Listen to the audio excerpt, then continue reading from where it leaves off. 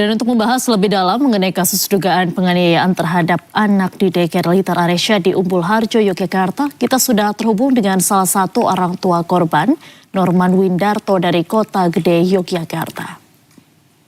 Selamat siang, Pak Norman. Selamat siang, Mbak Korinsa. Baik. Ibu.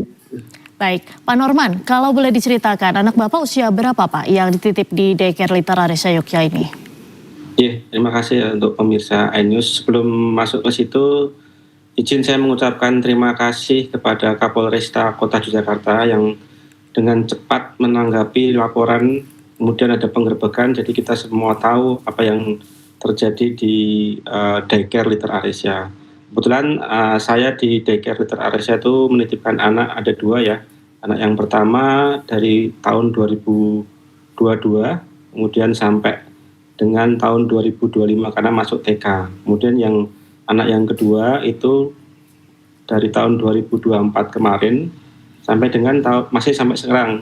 Dari kita masuk dari usia yang anak pertama tadi kita masuk dari usia 2 tahun, kemudian anak yang kedua itu dari usia 3 bulan sampai sekarang jadi 2,5 tahun. Total sudah hampir 4 tahun lah kami mempercayakan di Liter Aresya. Kami tidak tahu, kami tidak menyangka ternyata selama ini disinyalir dan dibuktikan ternyata anak-anak kami yang dititipkan itu ternyata diperlakukan tidak manusiawi. Nah, memang awalnya kami tidak timbul curiga, cuma hanya menduga-duga ketika kita menitipkan anak pagi itu dalam kondisi baik-baik saja.